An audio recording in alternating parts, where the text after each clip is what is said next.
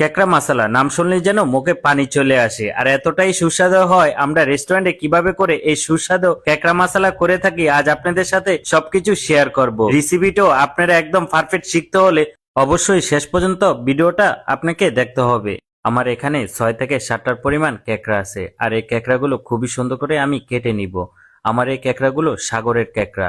দেখেন ক্যাকড়ার কিন্তু একটা খোসা আছে, এই খোসাটা একদম সহজে কিন্তু আমি বের করে নিয়েছি। এমনকি ক্যাকড়ার খোসাটা বের করাটা একদম ইজি।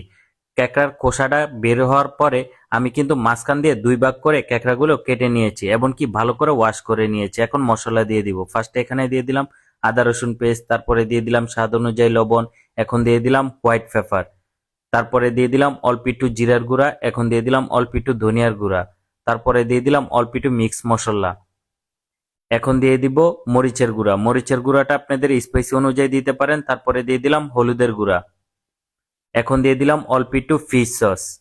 ফিশ সসটা চাইলে আপনারা দিতেও পারেন, নাও দিতে পারেন যদি বাসায় থাকে। তারপরে দিয়ে দিলাম লেবুর রস, এখন দিয়ে দিলাম মুরগির ডিম, একটা ডিমের অর্ধেক এখানে দিয়ে দিলাম। তারপরে খুবই সুন্দর করে মিক্স করে নিব।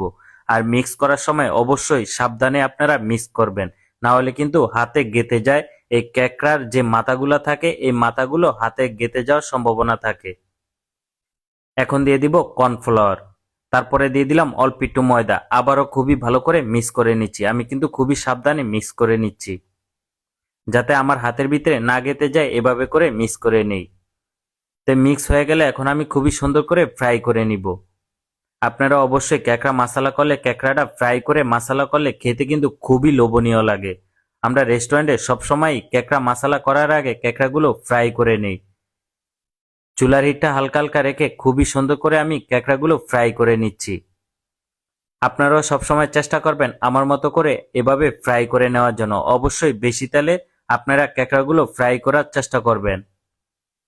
আমার ক্যাকড়াটা ফ্রাই হয়ে গেছে। এখন একটা কড়াইয়ের ভিতরে এখানে সয়াবিন তেল দিয়ে দিলাম, তারপরে দিয়ে দিব অল্প একটু রসুন কিমা। 1 টি চামচের মতো রসুন কিমা এখানে দিয়েছি। রসুন কিমা দেওয়ার সাথে সাথে আমি কিন্তু এখানে পেঁয়াজ কিউব দিয়ে দিলাম, আর পেঁয়াজ কিউবটা অবশ্যই একটু বড় বড় করে কিউব করে নেবেন। এখন দিয়ে দিলাম মশলা, মশলার যে মশলাটা, এই মশলা এখানে দিয়ে দিলাম। আর এই মশলার ভিডিওটা কে কে চান অবশ্যই কমেন্ট করে জানাবেন। এখন দিয়ে দিলাম ফ্রাই করা ক্যাকড়া। ক্যাকড়াগুলো দেওয়ার পরে ভালো করে মিক্স করে নিচ্ছি। তারপরে দিয়ে দিব চিলি সস, আমার এখানে একটু বেশি করে চিলি সস দিয়ে দিলাম।